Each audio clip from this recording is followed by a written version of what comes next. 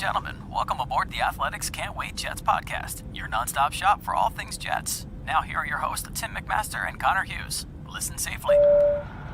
Can't wait.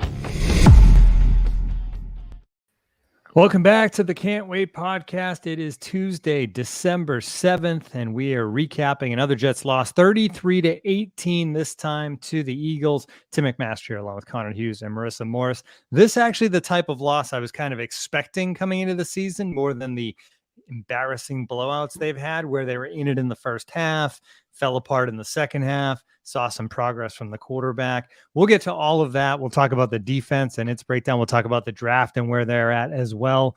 We'll talk a lot about Zach Wilson. Connor, meanwhile, Mac Jones on Monday night threw three passes, completed two of them for less than 20 yards. I mean, you got to give credit to the Patriots just for the thinking that they do, right? The weather's going to be bad. The wind's going to be crazy. We're going to go up to Buffalo and we're going to run the ball on every single play. You know, what's wild, Tim, is like when this game was like, I've been following the Bills because I do like Josh Allen. Like he's one of the quarterbacks in the NFL that I like a lot. You know, there's always a couple out there that I have an irrational love for, you know, like a while back. It was Carson Palmer. I liked him a lot. I like Chad Henne a lot. You know, there's just random quarterbacks. Covered Chad Henne in high school, by the way. Did you really? We go way back. Yeah. Wow. Yeah. Wilson High School and outside of Philly. There you go. Josh Allen's one of the ones that I just like him. I like Josh Allen as a quarterback. So I've been following the Bills and following Josh Allen's career and saw him blow up and break out last season and thought that Allen was an MVP favorite. I thought that Allen was and the Bills were a Super Bowl favorite, and that's the direction that this team was going to go. And when the Patriots started winning these games as of late and as of recently, I really never put too much stock into it because I was like, they've beaten some good teams, but, you know, they took down the Titans without Derrick Henry, and they did all these little things. Everyone's like, oh, the Patriots are back. I was like, wait till they play a true legitimate contender, because when they play a true legitimate contender, I think you're going to see Mac Jones come way back down to earth. I think you're going to see that offense come way back down to earth. And I think you're going to see a team that is good defensively, but get beat down. And instead, they went into Buffalo. They went into the elements. They went against a team, against the Bills, that is supposed to be the Super Bowl favorite. And they beat them. And they punched him in the mouth. And yeah, it was a close game. And Josh Allen had a couple drives down there. But the Patriots won the way that the Patriots won so early in Tom Brady's career. And that was with serviceable, decent, game-managing quarterback play, and then a very, very, very good stifling defense. And the fact that the Patriots are now 9-4, I think that says a lot. And the fact that the Bills are 7-5 shows that team's crumbling. I mean, they really are falling apart at the seams. And I think it was maybe a case of a team that drank a little too much of their Kool-Aid going into the season. I think it was a case of a team that maybe believed they were just going to show up, run through, get to the playoffs, and have an easy trip to the Super Bowl and then worry about what team they face in the NFC later. But the way that this season has gone, the Bills are spiraling. I mean, the Patriots are the best team in the AFC East. I don't know if the Patriots are the best team in football because the Chiefs suddenly are playing some pretty decent ball right now, but it is fascinating to see both the Bills' demise and New England's resurgence. And everyone kind of got on Bill Belichick, and I'm sure I might have been one of them for the way that season went for them last year, that 7-9 year, the way that things just didn't necessarily work for them. I think maybe we should be praising Bill Belichick for his ability to win 7 games with Cam Newton in center for the majority of them, because Cam Newton, as we've seen in Carolina, is a washed-up shot quarterback. I mean, he was at one point one of the most athletic, physically imposing players in the NFL, but right now he's just not. I mean, he was never a great passer, so now he's not a great passer, not all that athletic, not that quick. I mean, he's still big and can make some plays, but he's not an every week starter. I'm sorry. There are 32 quarterbacks better than Cam Newton in the NFL, and you're seeing why. They lost to Washington. They lost the ugly game the next week to who did they play? I forget who they played the next week. Was it the Patriots? I mean, who beat the hell out of them the week after they lost to Washington? Do you guys know off the top of your head? Not off the top of my head. You can Wait, what game? He's making a joke. Who? What game? Last week. Who did the Panthers play last week? Live Googling. The Panthers played the Dolphins. That was it. The Dolphins beat the shit out of him. And I mean, they made Cam Newton look like a bum. Like he got straight up benched. So I mean, it was like to see the Cam Newton now that everyone kind of thought Cam Newton was, and the fact that Belichick was able to win 7 games with that quarterback plus half of his defense opting out last year. I mean, it's a testament to him. And everyone's always going to have the argument of like Belichick, Brady. I think it's pretty simple. I mean, Bill Belichick is the greatest coach to ever live. Tom Brady is the greatest quarterback to ever live. And when you put the greatest coach and the greatest quarterback together, you win 6 Super Bowls. I mean, that's ridiculous and unheard of and pretty remarkable. So I was one of the last people to say like the Patriots are back. I was one of the last people to really believe in New England and Bill Belichick and what this team's capable of doing this year.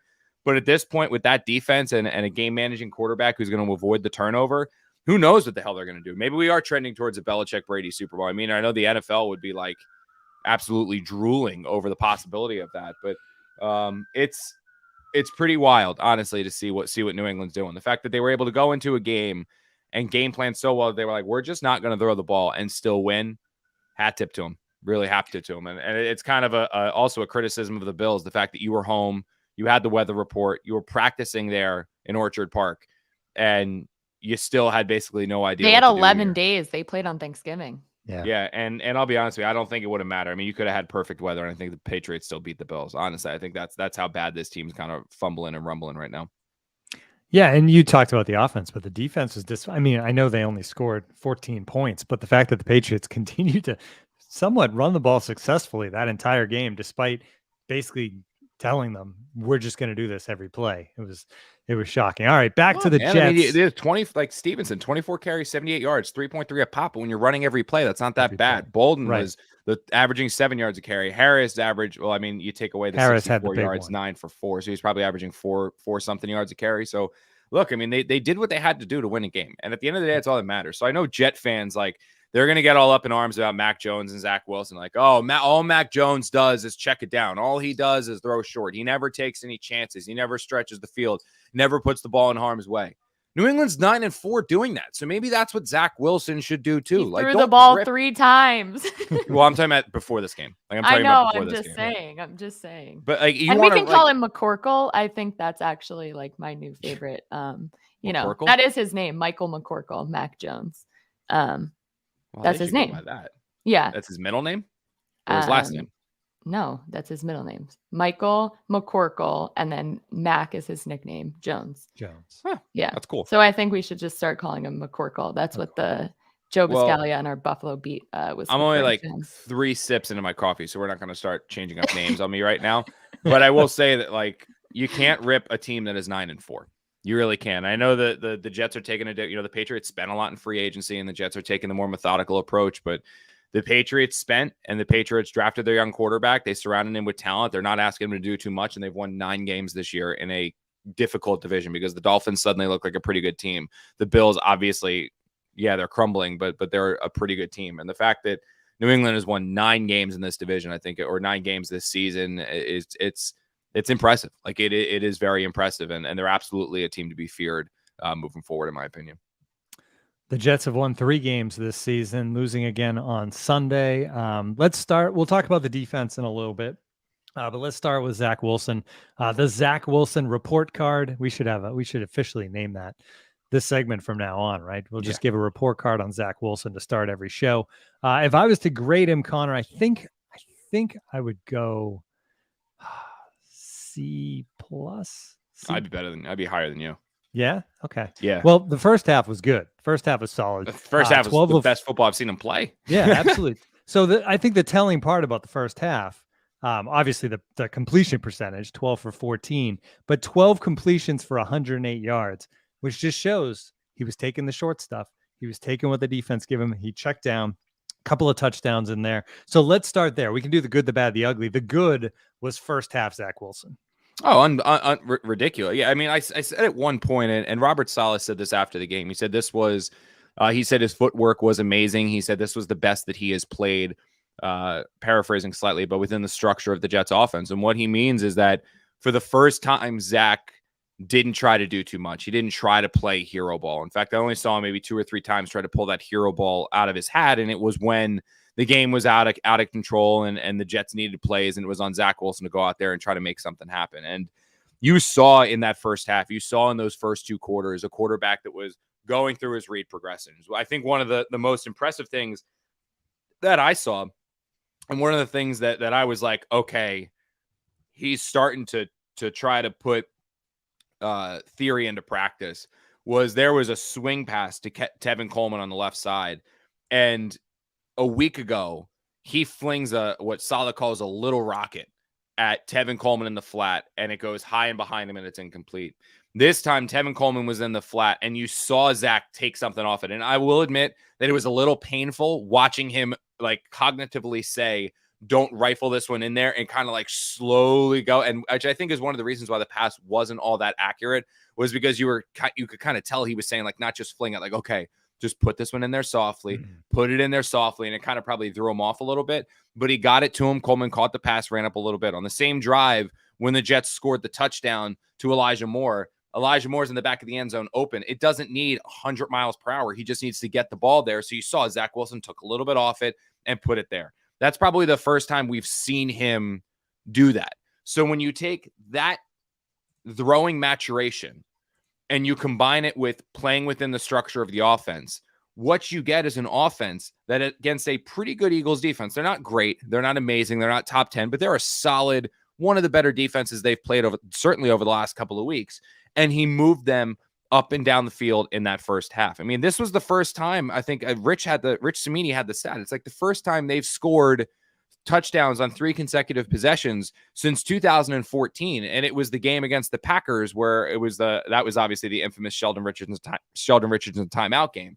But it was a Geno Smith-led offense that scored touchdowns on 3 consecutive possessions, or 3 possessions to start the game. I mean, they were on fire. And at one point I said during it, I was like, wow, man, like, we're going to see a shootout. Like, we might actually see one of those games that I always like kind of talk about on social media where I'm like, man, I would love to cover this game. I would love to cover this kind of a shootout. I would love to cover like the Chiefs and Rams from a couple years ago when you see Pat Mahomes and Justin Herbert go at it, or even that Bengals Chargers game where it's exciting and it's impactful and the quarterbacks are trading blows and the receivers are making plays and the running backs are making plays. We're going to see that. And for 30 minutes, we did. I mean, Zach Wilson, coincidentally, was against Gardner Minshew. Zach Wilson, Gardner Minshew going at it toe for toe, exchanging blows, exchanging punches. It was fun. And I think the one thing that we've said over the last few weeks is that when the Jets were losing those games early in the season, there was so much criticism and so much negativity and so much bad feels because the quarterback looked so poor. It was the Jets were losing and Zach Wilson looked bad. If the Jets lose games to close out this season, but Zach continues to look like he did against this opponent, in this game against the Eagles, that's when suddenly the feel of this team is going to start to change, because he was as good. I mean, he made more splashy big plays. Like, you saw more of the arm talent against Tennessee. But as far as playing quarterback, this was the best I've seen Zach Wilson play quarterback ever. That goes back to the preseason. That goes back to training camp. That goes back to OTAs. That goes back to minicamp. That first half, those 30 minutes were the best easily I have seen him play quarterback this season. And I don't think it was close. Footwork was perfect. Played within the structure of the offense perfect. Took what the defense gave him. Didn't take the deep shot, but he didn't have to take the deep shot because, again, they moved up and down the field on every possession. So he didn't have to do those things. The run game was in there. The pass game was in there. The RPOs were in there. Everything. It had the makings of a game that was going to be a wow performance. Really, it had a game that had the makings to be like, wow, we might see something special today. And unfortunately, then the third quarter came. Well, and unfortunately for the third quarter, he didn't really have the ball because the Jets had the ball for 70 seconds. Now, obviously, that would have been longer if he had gotten a first down and this and that. But I mean, the defense just couldn't get off the field. The Jets have the ball for 1 minute and 10 seconds for an entire quarter. It's crazy. And I feel like that took all the air out of the offense and any momentum they had going. The fourth quarter, the interception was ugly, but you're going to have those. You know what? It's fine. Like, at this point in his career, if he's going to throw one of those, you kind of chalk it up to, okay, that's the one that he can look back on the film and say, what did I do wrong here? Now going forward, Connor, things get a little trickier because Corey Davis has been his guy. We've talked about it a lot. He's been the guy he looks for. He's missed some time and now he's done for the year, which is going to cause, it may end up being a good thing. Zach's going to have to look at everyone else, but how do you think that affects him going forward? I mean, it's not like the Jets just lost, Jamar Chase. It's not like the Jets just lost Cooper Kupp. It's not like they just lost one of these premier top 5, top 10 receivers where it's like, man, what are they going to do? You know, Corey Davis, I think from the moment the Jets signed him, was what I would characterize as a good receiver. Like, he's a very good receiver. He's a very good receiver, which is why he's probably best as an offense's number 2. And when they signed him, I remember originally thinking, like, you know what? I kind of look at this as like when the Jets brought in Eric Decker, and then the next year was when they got Brandon Marshall. And when you paired Eric Decker and Brandon Marshall, you had the best Jets offensive production with Fitzpatrick under center that probably they've seen in a very, very, very long time. You know, Marshall set basically every single touchdown record, but Decker still had double-digit touchdowns and 1,000 yards himself. I mean, they worked within each other, and you had the big play X receiver in Brandon Marshall, and then you had the route runner, reliable number 2, you know, the Batman Robin type combination with Brandon Marshall and Eric Decker. Corey Davis is Eric Decker. He's not Brandon Marshall. So, and this season he struggled with some drops. He hasn't been as productive. He's been battling some injuries, you know, those kind of things. So it's going to hurt not having him out there because, and I say this obviously knowing about the drops, but he is a very reliable player in terms of he's always going to be at the right place where he's supposed to be. You know what I mean? So, like, for example, if the out route is supposed to be run at 9.5 yards, he's not running at 9. He's not running it at 10. He's not running it at 8. He's running it at 9.5 yards. If he's supposed to go 8 yards up and curl to the left, he's going 8 yards up and curling to the left. He's not going 7.5. He's not going 8.5. He's not going 9. He's going the exact distance, turning around the exact spot, and he's going to be where he is. He is, because the Jets don't have a reliable tight end on this team, or really any semblance of a tight end on this team, he is the safety blanket for Zach, where you'll have Keelan Cole kind of do a little freelancey stuff. You'll have Jamison Crowder do a little freelancey stuff. You'll have Elijah Moore, just because he's young, not necessarily be as pristine in his route running as he will be in 1, 2, 3 years, because he'll get better. Corey Davis was the one, like, okay, I know where he's going to be. And I think that's why early in the season, you saw the Jets and Zach Wilson specifically rely so heavily on getting the ball to Corey Davis. It was, in a way, tunnel vision, but it was tunnel vision because he was like, you know what? Of everyone I'm out here with right now, I know Corey's going to be where he's supposed to be. So Zach would lock in on Corey, stare at Corey, and not come off Corey. That's why you saw him hitching the ball, was because he was waiting for Corey to get open, not saying, okay, Corey didn't win on his route this time. Let's go Elijah. Let's go Jamison. Let's go Keelan. Let's go Griffin. Let's go running back in the flat. It was Corey. Okay, I have to leave. Boom, sacked. You know what I mean? So in a way, honestly, I don't think not having Corey is going to be a massive, massive blow. It's not like the Jets offense is going to go from like scoring on 3 consecutive possessions to looking completely anemic because Corey Davis isn't out there. If they look bad this week against the Saints, the offense is probably going to look bad because A, the offensive line breaks down depending on an LDT can't play, and Greg Van Roten's got to come back out there again. Or if Zach regresses some because he's a rookie and it's going to be a roller coaster of some highs, some lows, some highs, some lows. That's why the offense could potentially struggle against the Saints, not because Corey Davis is out there. And by not having Corey Davis out there, like you said, Tim, it does force Zach now to get other guys involved. It does force Zach to focus in on other players and work on going through his reads, because suddenly, and we talked about this a little bit on Friday, actually, it's like when Eli Manning lost Jeremy Shockey. It's like when Matt Stafford lost Calvin Johnson. Not comparing Corey Davis to Calvin Johnson, but when Calvin Johnson was on there, Matt Stafford was like, I need to get the ball to Calvin Johnson. Offense notwithstanding, I need to get the ball to Calvin Johnson. When Shockey was in there with a young Eli Manning, it was, I have to get Shockey the ball. I have to get Shockey the ball. Now there's no Corey Davis. So this is now Zach Wilson is no longer thinking, I got to get it to Corey. Corey's my guy. I got to get it to Corey. He's thinking, okay, I'm going to throw to the open guy. And if that's Keelan, he's going to go to Keelan. If it's not Keelan, he's going to go to Elijah. If it's not Elijah, he's going to go to Crowder. If it's not Crowder, he's going to go to Griffin. Griffin caught a touchdown this week.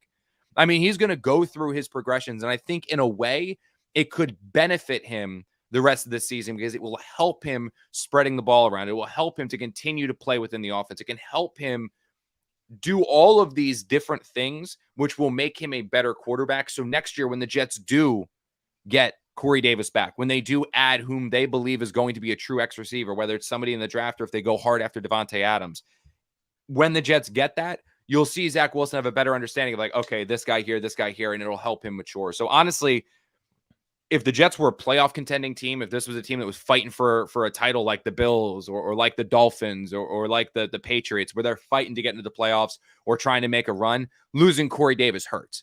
For a team that's trying to develop, get their young guys going, get their young guys to acclimate and move forward, I don't think it hurts as much. And hell, maybe Jet fans will get what they've all desired this season, although that the battle cries have certainly come down.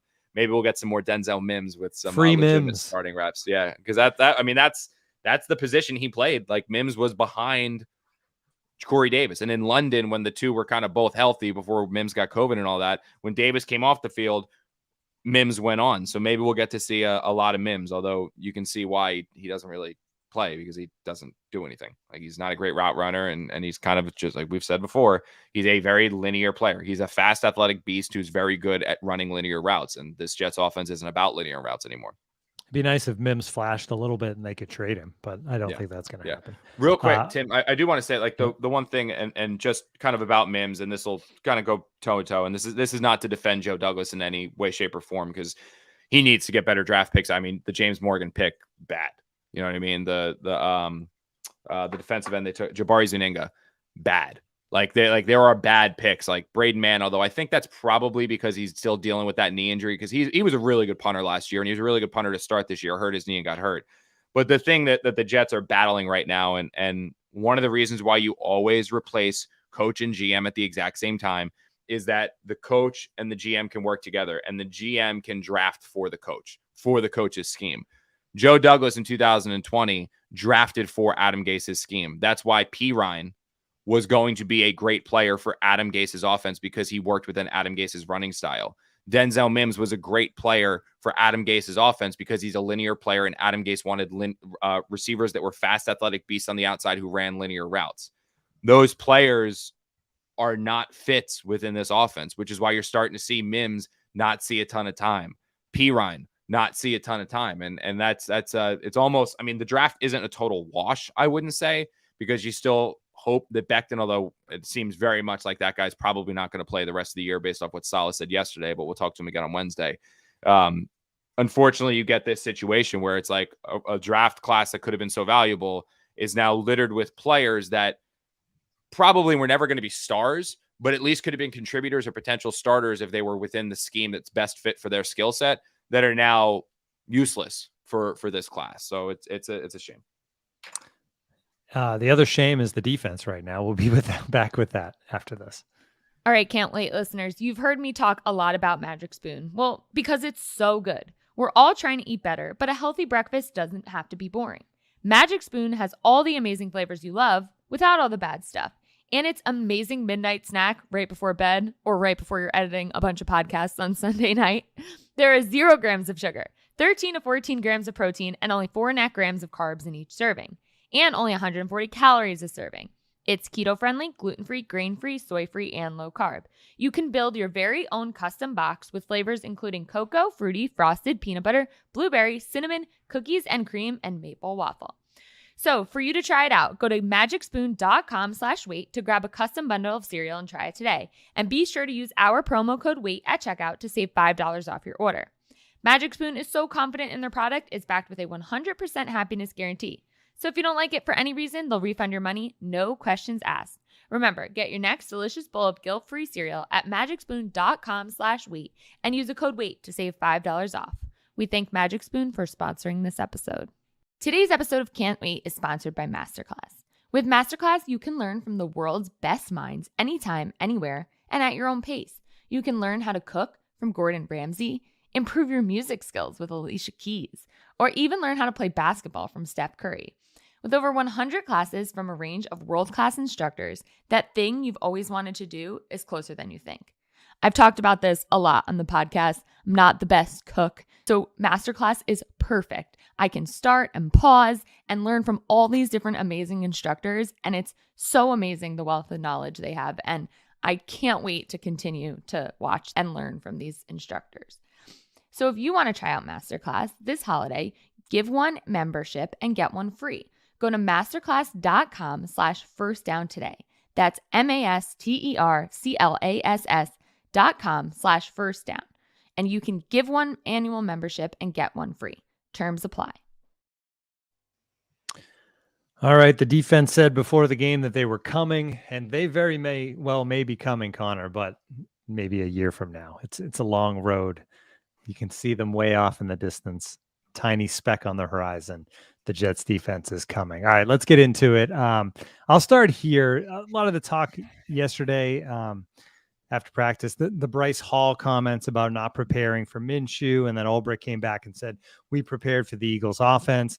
Yeah. It seems like a lot of just talk that doesn't really matter because tell me if I'm wrong, Connor. This is the way I look at this. You certainly can't prepare for every possible quarterback. You prepare for the quarterback that you think is going to play, and the quarterback you thought was going to play was Hurts.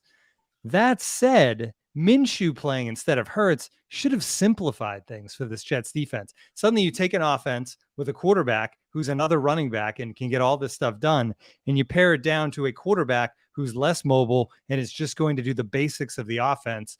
And it seemed like that made it harder for the Jets. That's the part I don't get. Minshew should have been easier after preparing for Hurts. Yeah, I'll take it as two part. And the one thing remind me to get to, because we do need to talk about that because I think it's much ado about nothing. Agreed. But the second part of this is like the cries that I've seen everywhere now, like about the need to make a coaching change. Not Saleh, Ulbrich, that Jeff Ulbrich needs to get out of there. So after we talk about this, we need to talk about like this. Should the Jets make a change at defensive coordinator? So first off, we'll go over this like Jalen Hurts, Gardner Minshew thing. The Jets were well aware that Jalen Hurts had an ankle injury. They were well aware that there was the possibility that he could not play or would not play against them. If that happened, that meant that Gardner Minshew was going to go in. They knew, though, that the Eagles' hope was that Jalen Hurts was going to be able to go, right?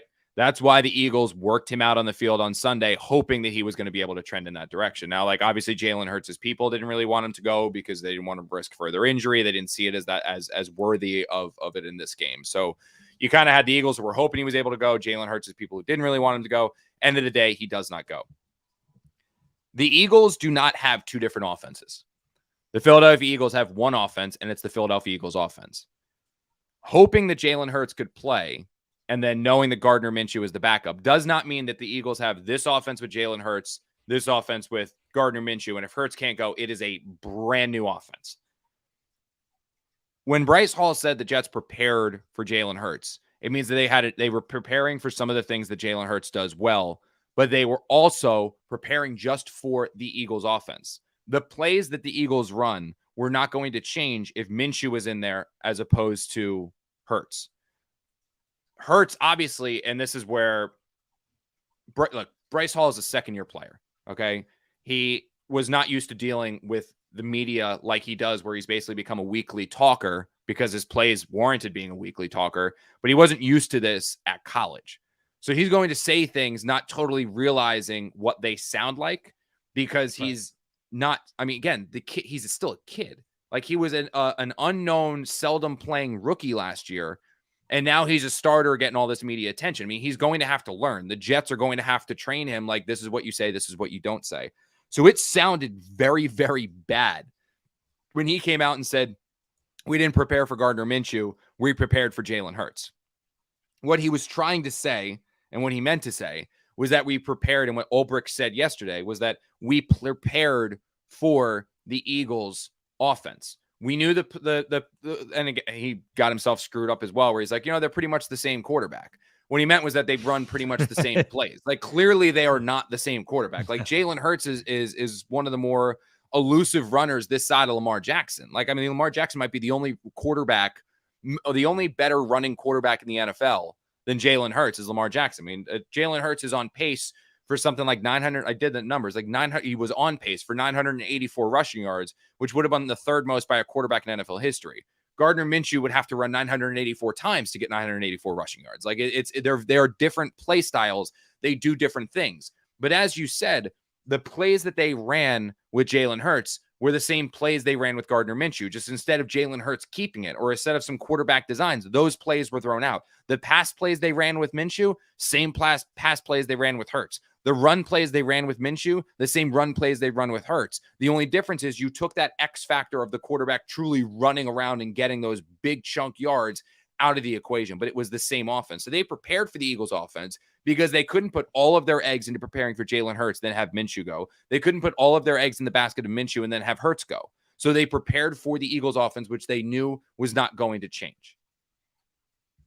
The defense sucked. The defense played really bad, but the defense didn't play really bad because they prepared for Hurts. The defense played really bad because they are a bad defense, and the Eagles were a matchup problem with their offensive line, with their run game. So no, I don't rip them. I think in a way that's a little bit of much ado about nothing. Like I think it is people just like the quotes look bad. As soon as like literally I was standing next to Rich when Bryce Hall said that, and as soon as our tape recorders went off, we looked at each other like, yeah, he's going to hear about that quote tomorrow. Like immediately, like it's going to be Jared or it's going to be Eric or it's going to be Robert that are sitting him down being like, okay, here's the thing. You can't say that. Like that's not what you want to say because it sounds really, really bad. And it does sound really, really bad.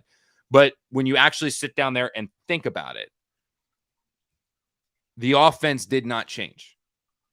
Like Zach Wilson can do a ton more stuff than what Joe Flacco can.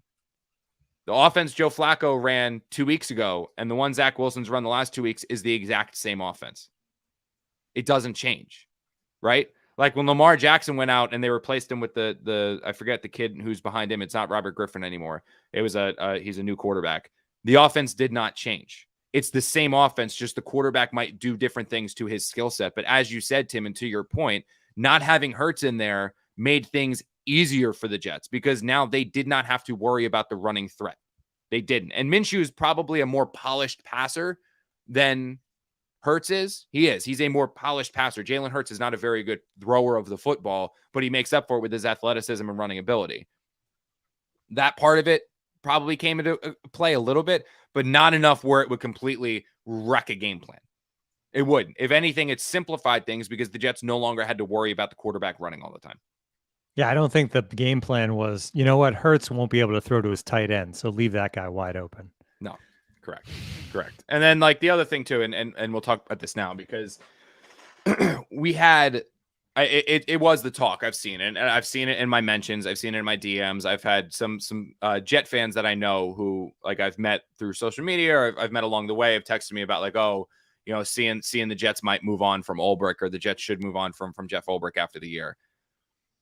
To me, that's like the one of the more ridiculous suggestions that I've heard.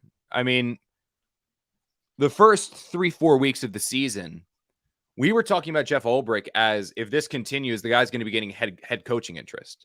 When the Jets' defensive line was all over the quarterback and the secondary was playing better than expected, and they were, you know, keeping them in games against the Patriots, you know, in spite of Zach Wilson's turnovers. They were keeping them in games against the Carolina Panthers, despite the offensive line's incompetence at times. They were keeping them obviously tight and making stops against the Tennessee Titans and things of that nature. They kind of held the Atlanta Falcons after a slow start. They rallied to at least give the Jets a chance if the offense had played semblance. You know, we were talking about Jeff Ulbrich as, wow, the Jets really got a decent player here or a decent coach here. He's still the exact same coach. It's still the exact same scheme that was working earlier in the year. The Jets do not have a coaching problem. The Jets do not have a scheme problem. The Jets have, and Robert Saleh wouldn't say this yesterday because he's not going to say this because he's a player's coach and he's not going to take this angle against the players. But the Jets have a player's problem. We've been doing this podcast twice a week since the football season started. We've been doing it once a week, every single week for the last 2.5, 3 years, however long we've been doing this thing for. There are so many episodes of this show that you can go back and listen to. There are so many stories you can go up on The Athletic and read about how we knew that this defense, when it was fully healthy and completed on paper this offseason, was going to give the team problems. At best, if everyone reached their potential, it was probably an average unit. It was going to be average at best, this defense. They have since lost Carl Lawson, their best pass rusher.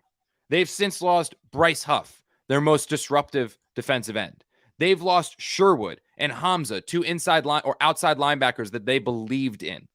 They lost LaMarcus Joyner, their starting safety. They lost Marcus May, their best and most only proven player in the secondary. This unit has been ravaged by injuries at the worst possible spot. And it happened a little bit before the season. It happened a little bit in week 1, and then it's happened a little bits and pieces every single week since.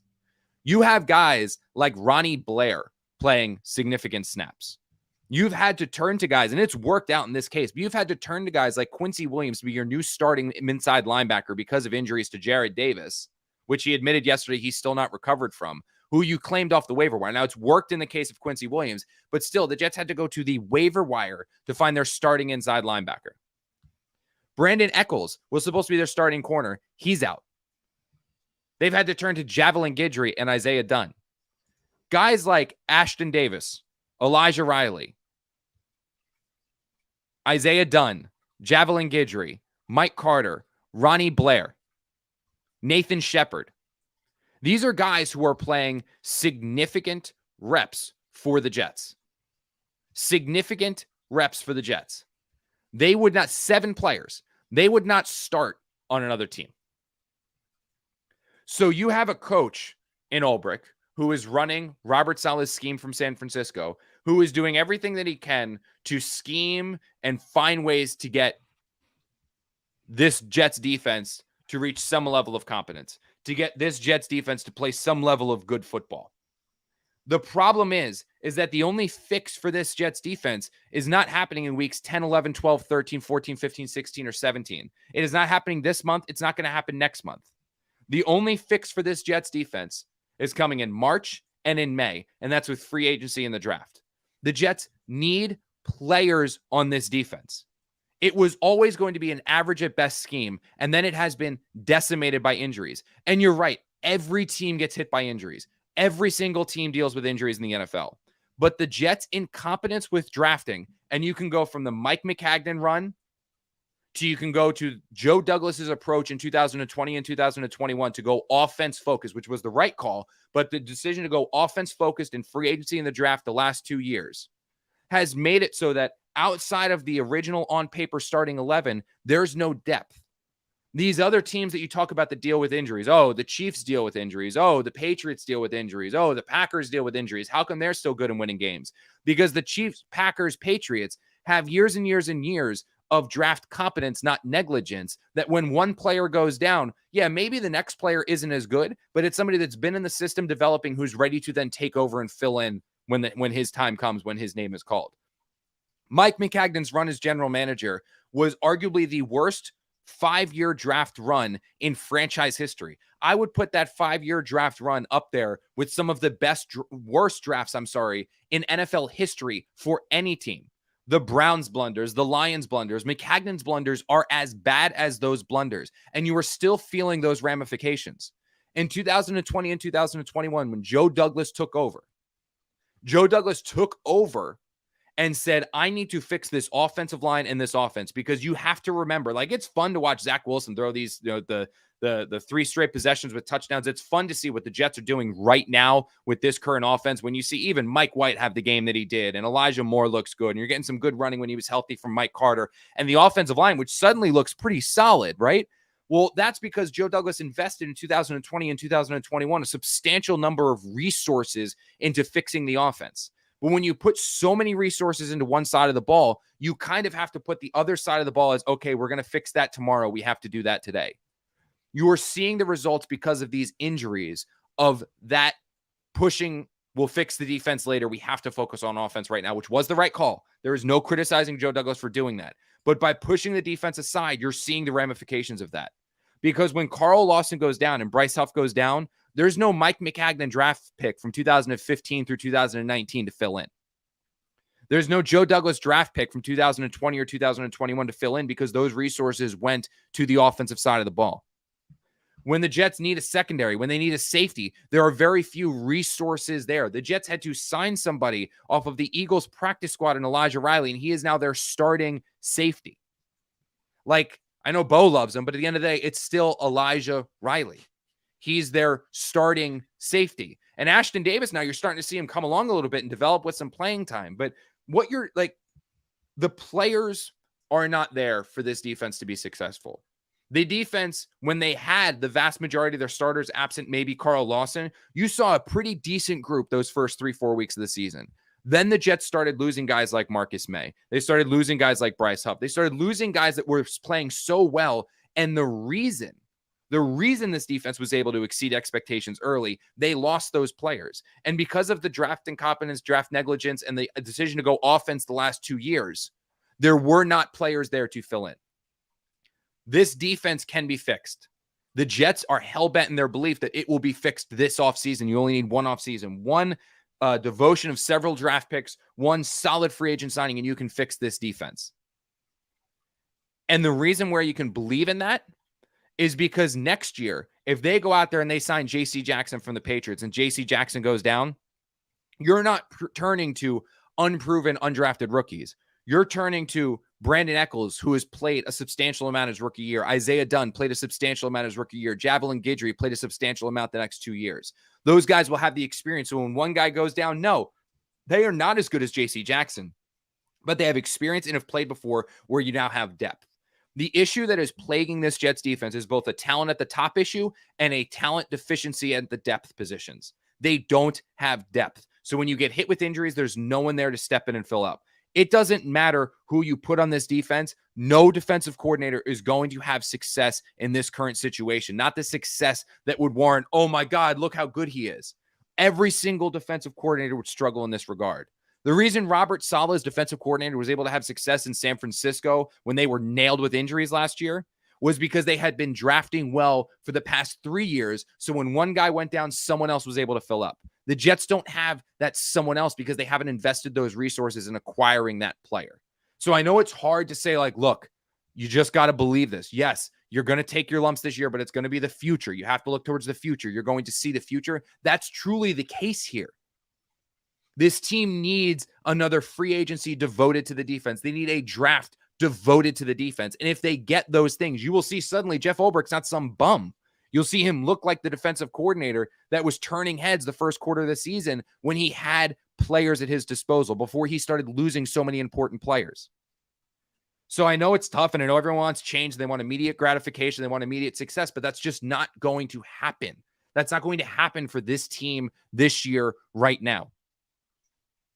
The devotion that the Jets have made the last 2 years to the offensive side of the ball, it's why the Jets can lose someone like Corey Davis and not immediately be screwed. It's why they can lose someone like Mekhi Becton and not immediately be screwed. It's why they can trade away their starting tight end throughout the entire offseason and not be immediately screwed because that tight end sucked and everyone else on the defense sucked, so it was just varying degrees of sucked. But it's why they can lose someone like Mike Carter at running back and have Tevin Coleman and Ty Johnson fill in and not skip a beat. The Jets have been hit with just as many injuries on offense, but they have depth because they've devoted themselves in 2020 and 2021 to filling it out. So they can do that. They can sustain injuries and still survive. They haven't put those resources into the defense like they have the offense. So when they get those injuries, they are debilitating. They realize this. They know this, which is why this offseason, I can tell you this offseason, the priority number one is getting this defense rebuilt, is putting the resources into this defense, is having the defense match the offense in terms of the resources the team has put into it. But they can't do that right now. There's no one on someone else's. There's no more Elijah Rileys to go sign to help positions. There's no more draft picks that are coming right now. There's no one. If you think Blake Cashman coming off the injured reserve is going to save this team, the guy's going to get hurt the first game he's back. I mean, I literally watched him like blow out his hamstring just by moving. Like there's no relying on this at all. Like that you can't rely on, like you just like that's not happening. But the fix for this defense is coming in March and May. Unfortunately, you've got to withstand performances like the Jets had against the Bills, like the Jets had against the Colts, like the Jets had against the Eagles. You're going to have to endure that now because the fix isn't coming in season. That's just one of the fixes for that defense. Maybe the big defensive end out of Oregon. We'll see. We'll talk about that and more. Jeff Ulbricht's not getting fired. That's the most asinine thing I've ever heard. Like firing Jeff Ulbricht is not fixing this defense. Is the most. Bill Belichick wouldn't fix this defense. They wouldn't. Like it's not happening. So just firing Jeff Ulbricht is absurd. Firing Jeff Ulbrich is not happening. That's not it. If you hope it, if you want it, if you think it, they are not firing Jeff Ulbrich. Period. So it's just like this isn't his problem. This isn't the Jets' issues on defense are not a Jeff Ulbrich problem. It's a organizational issue from the last 10 years that is rearing its ugly head, and the Jets are dedicated to trying to get it fixed. If this defense is still struggling next year, then we can talk. But this year's issues are not a Jeff Ulbrich issue. I think you're just trying to dodge the fact that you have to do a live ad read now. Oh yeah, I do have to do a live ad. Let me bring it up. Oh, should we build the drama? Do you want me to do like literally right now? Literally, this is the break. Okay, yes. I'm sorry, I'm sending a tweet. Okay, no problem. Of course. I guess that's right. We'll build the drama. Drum roll for Connor's live ad read. Yes, we can hype it up.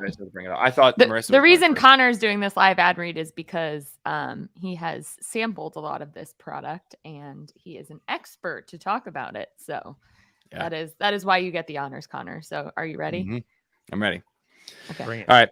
Ritual is a plant-based, sugar-free protein powder reimagined to be a building block for your daily life. I know protein powders and supplements can be a little intimidating, but Ritual was made to make nutrition safe, transparent, and free of all the other BS that can make it hard to find the right products. Made without gluten or genetically modified ingredients, Ritual provides essential protein and nutrients that support bone health, brain health, and lean muscle mass. Mixing it up is as easy as shaking one scoop into your water bottle, and the one-of-a-kind recipe gives it a rich, tastier flavor than any other shake. The reason Ritual works for me is that I never have to think about it, and I always enjoy it. It takes me 2 seconds to make. I know I'm getting everything I need to get a healthy start on my day, and I can trust everything in it because all the ingredients are completely transparent and traceable on Ritual's site. They've got 3 different blends to make sure everything gets the mix that's right for where they are at in life. And I know I'm getting the ingredients that I don't usually get with my daily multivitamin.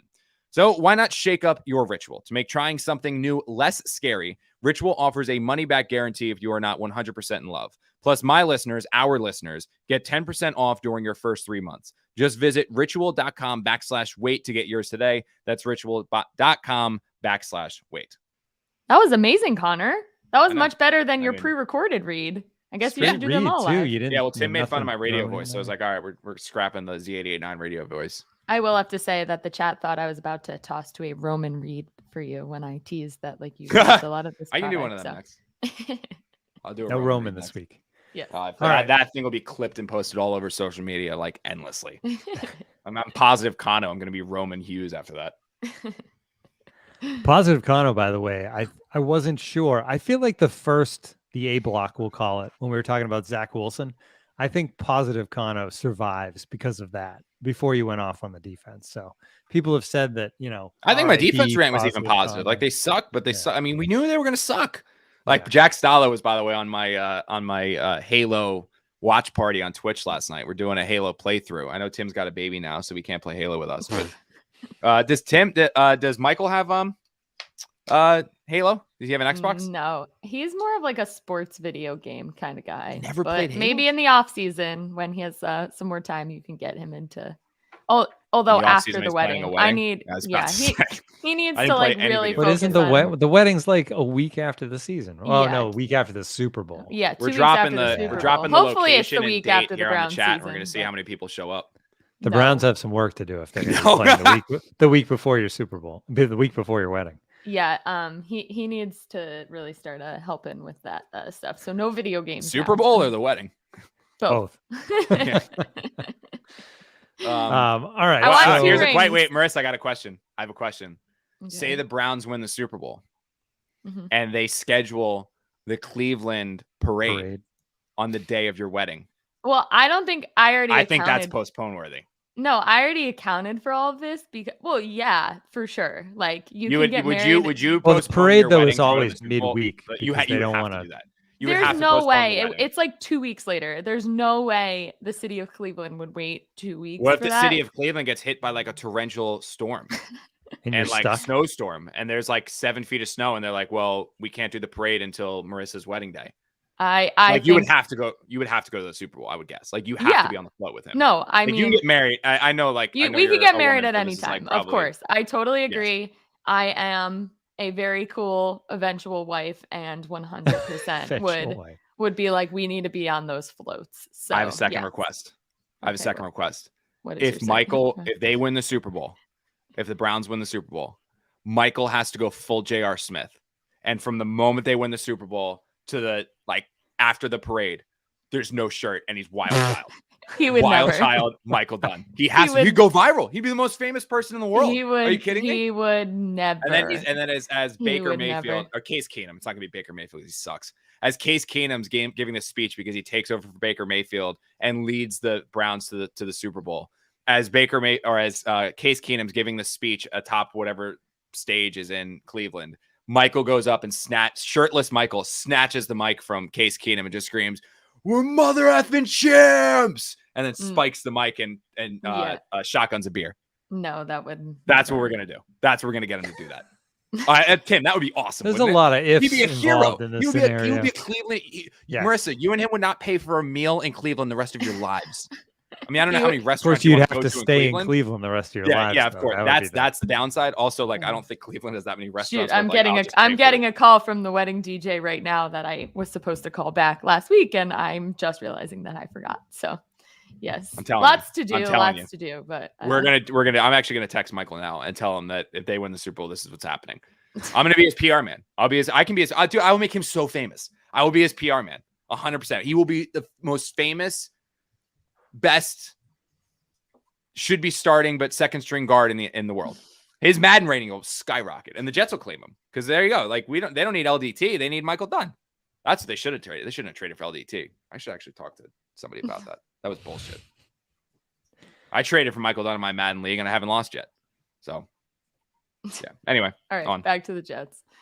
Back to the Jets. Chat better agree with me, by the way, that would make him famous. Drop when the Phillies won the World Series, and Chase Utley was like, "We're world effing champs."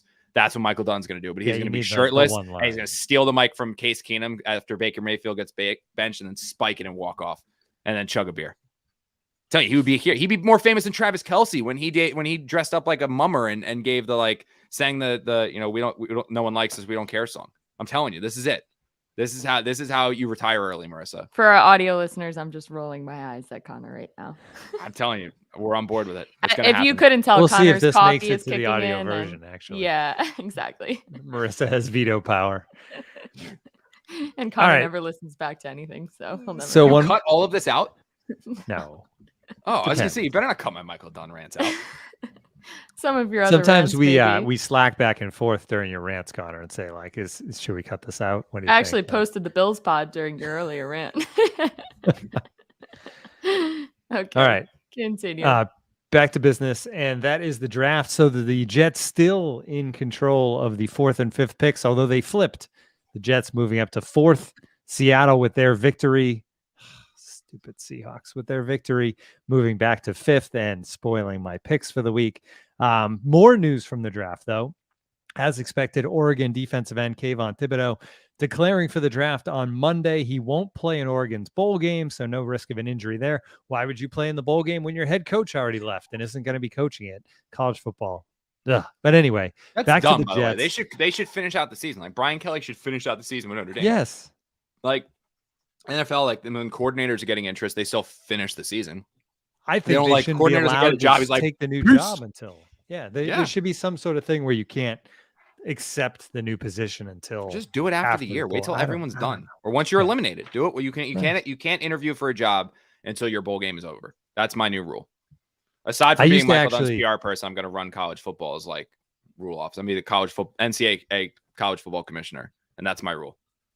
I like it. When these college players started bailing on the bowl games, 5 years? I don't know. Maybe it was 10 years. No, it was McCaffrey. I think was the first one I remember. I was you're leaving your teammates, up in the air. But I've totally switched because first of all, if you're not in the playoff at this point, the bowl games are so stupid. I'm sorry if there's still purists out there, but I'm so over bowl season. Maryland is playing in the Pinstripe Bowl. That is my dream come true. And I've wanted it since that's a Yankee Stadium? Yes. My two dreams. Well, it really stinks because I wanted this my whole life, basically. Since you realize that in order to get to the Pinstripe Bowl, you have to go 6-6. Well, Like, it doesn't mean your they're team's playing even good if Virginia you're Tech. playing in the Pinstripe Bowl. Yes, they're playing Virginia Tech, who I have a few cousins that went to Virginia Tech, so we have some rivalry at Yankee Stadium. I'm potentially going, but I will be home for Christmas because I'm coming home for Christmas, and then You better not I'm say you going have to be a back to podcast. Cleveland. No, I it's a busy time of year, Connor. I don't know yet, TBD. So No, we're gonna get Marissa to the Pinstripe Bowl. Get that started. Okay. Do you have Get tickets? that trending. Well, I'm sure Okay, we're getting that I'm trending. sure. Hopefully, You don't my think that's going to be a fiance hot could. ticket? Maryland versus Virginia Tech at Yankee Stadium in the Yeah, freezing cold. maybe You think there not. might be some seats available? Yeah, we'll see if I'm back in Cleveland or not. But if I'm in the New Jersey, New York area, I will 100% Fly be home. Fly home for the day and then fly home. Well, that I'm night. flying home for Christmas. You're a senior before podcast that. producer now. Just expense it. Oh my God. And Connor's tweeting. Like, what are we doing here, Connor? This is getting off the rails. Okay. I don't even know what I was going to go with the draft other than to say the Jets still picking 4 and 5. And as expected, Thibodeau is available. I will say, I guess there's no chance Hutchinson falls to the Jets because the Lions are going to take him 100%, right? I mean, he's the Michigan star. Michigan wins the Big Ten. They're going to the playoff. This guy's one of the best players in the country, and the Lions have the number 1 pick. There's no way they don't take him, right? But then they're the Lions. Yeah, I think that what I'm going back and forth on. I was actually talking to DJ about this, either before the game or one of the practices last week. Whenever Alabama just put the whooping on game, I was talking about the game. Yeah, when they put. How about that, man? I'll tell you what, though. I wish they had more to play for than Georgia. Yeah, but I was really wishing that Alabama lost to Auburn and then beat Georgia just for the hysteria. Like, could you imagine if they lost to Auburn and then beat Georgia like that?